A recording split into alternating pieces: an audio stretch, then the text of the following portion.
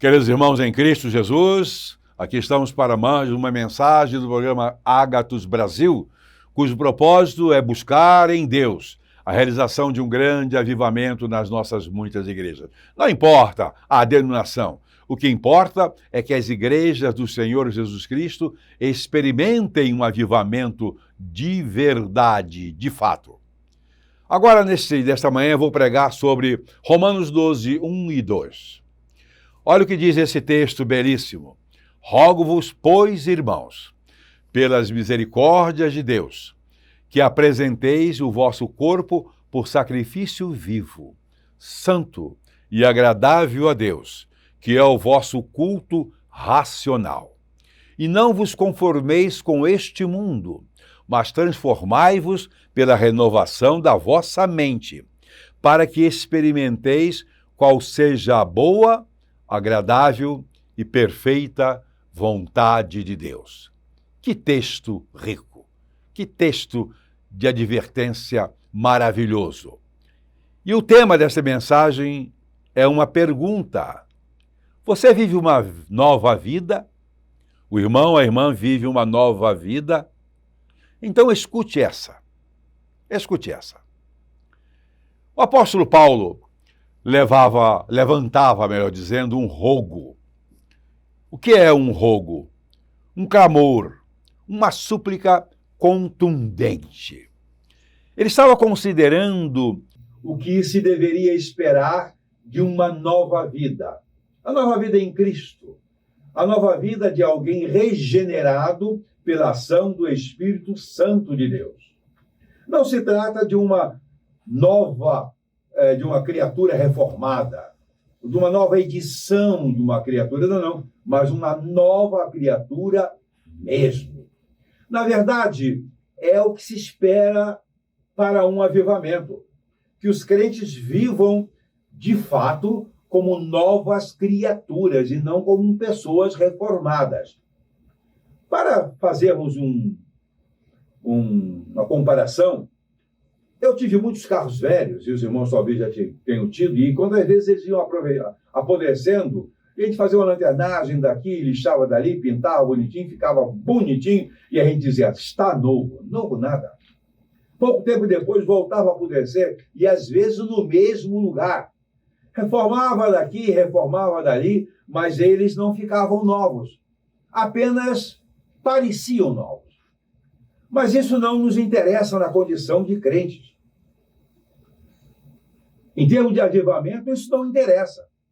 Porque não existe avivamento com crentes reformados no sentido de trabalho de funilaria. Não estou me referindo a crentes reformados no sentido daqueles que fazem parte de denominações que vieram da reforma protestante.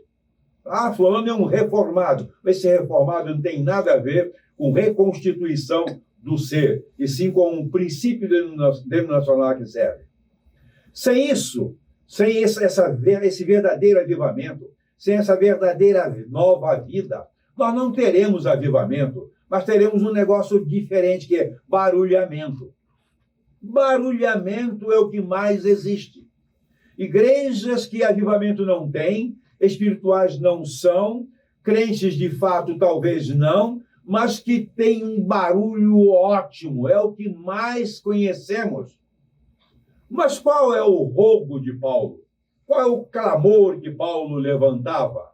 Primeiro, que apresentemos o nosso corpo por sacrifício vivo. Primeira coisa que ele clama é que os crentes apresentem os seus corpos por sacrifício vivo. De nada servia sacrifício no modelo dos praticados no Velho Testamento. Matar carneiro, matar bode, matar pombinha, nada disso. Aqueles sacrifícios todos eram apenas instrumentos de um momento de Deus. Nem mesmo o sacrifício de Isaque, se fosse consumado, se Deus deixasse Isaque imolar o seu filho, tá? Aliás, Deus deixasse Abraão imolar o seu filho, se fosse consumado também não serviria para nada. Sacrifício vivo significa devotar inteiramente a Deus a sua vida e continuar servindo a Ele diuturnamente. É uma vida viva, colocado no altar do Senhor para servi-lo sempre. Sacrifício vivo, meus queridos irmãos, não é subir uma escada de 700 metros de joelho e chegar lá em cima sangrando. Isso interessa para quem? Deus, por acaso, precisa desse sacrifício? De alguém que vai chegar lá em cima com os joelhos esfolados, cansados, machucados, sangrando? Não. Sacrifício vivo é mortificar as obras da carne para servir a Deus mais e melhor. E mortificar as obras da carne não é coisa que se faça de maneira simples, mas se faz com crescimento espiritual, com a leitura da palavra, com a meditação, ouvindo mensagens, aceitando as orientações, para que possamos a cada dia subjugar a nossa carne, para que sirvamos ao que o Espírito do Senhor, para que sirvamos ao Espírito do Senhor que nos move para o bem, para o certo, para o limpo, para o bonito, para o perfeito. Vou dizer uma coisa agora, uma expressão que provavelmente os irmãos não tenham ouvido até então. É exatamente a respeito da carne. Algumas vezes os irmãos ouviram que a carne não se converte. Até aqui mesmo, neste programa com outros pregadores, e até por mim. A carne não se converte. Mas há uma coisa muito interessante. Preste atenção, meus irmãos. Olhe para dentro de você, para a sua mente, para o seu psiquismo, para os seus pensamentos, para o vagar dos seus pensamentos, das suas maquinações teóricas. O que eu vou dizer é o seguinte: a carne tem saudade do pecado. A carne tem saudade do pecado. Não estou falando da carne do perdido, do pecador, não, porque ele está em pecado, ele é todo pecado. Tudo nele é pecado. Não é a carne dos incrédulos, não. A carne dos incrédulos está perfeitamente sintonizada com o seu espírito, com o seu ser. Tudo ali é pecado. Mas o crente se converte, a nova vida, a vida é uma vida espiritual. A nova vida é do espírito e não da carne. A carne que não se converte está em você. E se você bobear, você percebe sim, a cada dia, você pode perceber sim, que ela está com saudade do pecado. E quando isso acontece, você fica se deliciando com o pecado no pensamento. Isso é exatamente dar lugar à tentação. É o primeiro passo para você cair em pecado. Mas há uma outra condição, um outro elemento desse clamor paulino, que é a condição desse sacrifício. Tá bem? O sacrifício é aquele. Mas como? Tem que ser santo e agradável a Deus. Bom, o que é um sacrifício santo e agradável a Deus? Santo, separado, puro, limpo, absolutamente nos conformes dele. E agradável aos seus interesses. Deus nunca gostou de sangue derramado. Mas, nós lemos o Velho Testamento, ele lá com Moisés, já começando lá com Abraão, tinha a prática do sangue. Aquilo tudo tinha caráter didático. Apontava para Jesus Cristo, o Cordeiro de Deus que viria, que a Bíblia diz que foi crucificado antes da fundação do mundo, no sentido moral, absoluto, eterno, mas que seria crucificado na parte lá no Gólgota, em Jerusalém, um dia, para que seu sangue remisse e pagasse os nossos pecados. Era isso, tudo era praticado apontando para o Cordeiro de Deus, que foi apresentado por João Batista. Eis o Cordeiro de Deus que tira o pecado do mundo. Tá? É isso que verdadeiramente interessa, o sangue de Cristo que seria derramado. O que então, melhor dizendo, agrada a Deus hoje?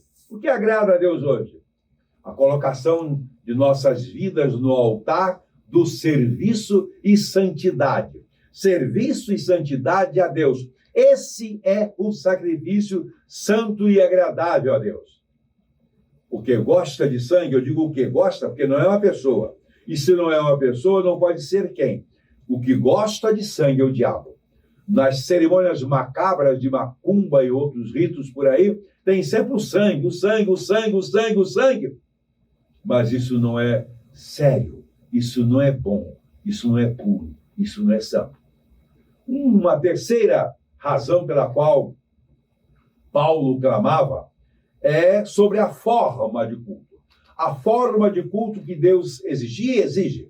Um culto racional. Racional significa o quê? Praticado com a razão, com a cabeça funcionando, sabendo exatamente o porquê e para que está praticando. Nem poderia ser diferente, né, queridos irmãos? Pois nós somos os únicos seres racionais da Terra. Nenhum outro ser vivo da Terra presta culto a Deus. Olha, nem o louvo a Deus. Aquele grilinho, né? Que tem esse nome, louva a Deus, por causa da posição dele, da perigosa posição que ele toma para atrair e predar os inimigos dos quais ele se alimenta. Nem o chamado louva a Deus. Nenhum bicho, nenhum animal, nada louva a Deus no sentido racional. A razão, o entendimento, a clareza mental tem que estar presentes nos nossos cultos. Consciência absoluta. Não é uma questão de culto emocional. Às vezes vemos gente cantando e participando de culto e chorando. Emoção pura. Mas nós as conhecemos e sabemos no dia a dia como elas são. Os piores crentes que se conhece. Não é culto emocional. Não é culto fantástico. Não é culto teatrólogo. Não, é culto racional. Isso não é fácil de fazer. Tem que ser feito com o coração. Culto emocional é fácil. É o que mais vemos. Só que até na macumba. Aquele batuque, aquele pessoal cantando, dançando, etc., rodando para lá. Dentro de um certo tempo, as pessoas estão num clima e começam a receber demônios tais, etc. Está cultuando ao diabo, mas aquilo não agrada a Deus. Não é uma representação teatral de que Deus se agrade nas nossas igrejas. Teatro tem muito, música barulhenta tem muito. Alguém pode dizer, mas pastor é contra a música barulhenta. Sou sim, porque faz mal até aos nossos ouvidos, melhor dizendo, às nossas orelhas, porque hoje não se usa mais a expressão ouvido externo, ouvido interno, não. É orelha externa e orelha interna. Faz mal, é uma ameaça de surdez. Um quarto ponto que vamos considerar. A nova postura no mundo também é objeto do clamor paulino. A postura que o crente deve ter no mundo. Não conformação com ele. Não se conformar com o mundo. Conformar-se é tomar a forma da forma. Ficar do jeito que o mundo é. Com todos os seus contornos. Tiver um amassado, fica com amassado. Se o irmão ou a irmã fizer um bolo numa forma que está torta, o bolo vai sair torto. Se tiver uma moça de um lado no outro, o bolo vai sair com aquela moça. O crente de verdade não pode ter o modelo do mundo. Não deve ter e não pode ter o modelo do mundo no falar, não pode ter o modelo do mundo no negócio que faz, não pode ter o modelo do mundo na maneira como se comporta no trabalho, não pode ter um modelo do mundo no parafraseado, no trânsito, xingando a todo mundo, não pode ter o modelo do mundo vivendo desonestamente e tudo mais. Qual é o modelo dos crentes de hoje? Cada vez mais se parece com o mundo. Antigamente, os crentes eram chamados de Bíblia, e quando eles vinham, normalmente com uma Bíblia embaixo do braço, ali está um Bíblia, ali está um crente. E às vezes, maledicentemente diziam, ali está um quente do rabo quente. Mas eles se mantinham ali daquele jeito de ser. Eram conhecidos pela postura que tinham. Eram conhecidos pelo modo como falavam. Era conhecido como modo como negociava. Era conhecido como crente porque era crente. Hoje nós temos crentes de fachada. Crente de fachada. Que no mundo não fala de Jesus Cristo para nos comprometer. Que não dá testemunho para não incomodar o amigo. Aquela postura politicamente correta que agrada sobremaneira ao diabo. Como vai, queridos irmãos em Cristo Jesus, haver avivamento assim? Aliás, para que avivar se está muito bom assim, se as igrejas estão indo muito bem, ministérios grandiosos, igrejas com 3, 4, 5 mil membros, com música da melhor qualidade, enfim, fazendo uma presença social até bastante interessante e até útil. As igrejas de hoje estão bastante conformadas com o mundo. Suas músicas são iguais às do mundo. Seus cultos são shows. Elas buscam no mundo um modus faciendi, uma maneira de fazer para dinamizar as suas celebrações. Não seria melhor, em vez de dinamizar, dizer diabolizar? Tem cultos que nada mais são do que diabolizados. Em quinto lugar, o produto, o resultado dessa não conformação, mente renovada. Mente renovada. Ou seja, pensar de maneira absolutamente diferente da maneira com a qual o mundo pensa. Absolutamente diferente. O pensamento é a marca da racionalidade. Pensamos, calculamos, medimos, entendemos, compreendemos, concluímos, chegamos a resultados. Isso acontece conosco. Os animais agem mecanicamente. Tem uma certa aprendizagem, sim, até por cópia. Vão dormir e não sonham. Acordam e não pensam. Vivem e não se dão conta da sua existência. Temos que raciocinar por outros parâmetros. Temos que raciocinar de modo diferente daquele que tínhamos quando éramos incrédulos. O nosso pensamento agora está voltado para as coisas que são de cima, onde Cristo está assentado à direita do Pai. Nosso pensamento não pode ser como pensamento dos animais, que buscam só o prazer. Alguém pode dizer, mas as pessoas não estariam fazendo coisa parecida? Estão sim. O mundo hoje está fazendo coisa parecida, porque elas só pensam em hedonismo, só na busca do prazer. Há pouco tempo atrás eu estava vendo um testemunho, não é desgraça, proferida por um juiz, um ministro do Supremo Tribunal Federal, dando uma mensagem de aplausos, de cumprimentos aos líderes de um movimento gay, e ele que também é gay, como não citei o nome, tudo bem, dizendo, olha, toque, faça o trabalho bonito, o objetivo, o principal, é exatamente a busca do prazer. A busca do prazer. Claro que o prazer é encontrado na terra. Você pode viver de prazer em prazer, incrédulo ou crente, mas o fim dos que vivem em função de prazer é o inferno, são as trevas. Pensais nas coisas que são de cima. É Paulo quem acrescenta, as coisas que são nos céus, e as coisas dos céus não é uma questão de prazer carnal, e sim de prazer maior, que é o contentamento de ter Cristo Jesus no coração. Sexto lugar, o resultado de todo esse processo, experimentação da boa, agradável e perfeita vontade de Deus. Sem isso, nós teremos a má vontade de Deus. Teremos um Deus aborrecido conosco. Teremos um Deus insatisfeito com o seu povo. E aí esse povo, que não faz as coisas como ele determina e manda, vive amargando consequências terríveis nesta terra. Teremos um Deus nos acertando a cada curva da vida. Tem muitos crentes que levam uma pancada aqui, uma pancada ali, um peteleco aqui.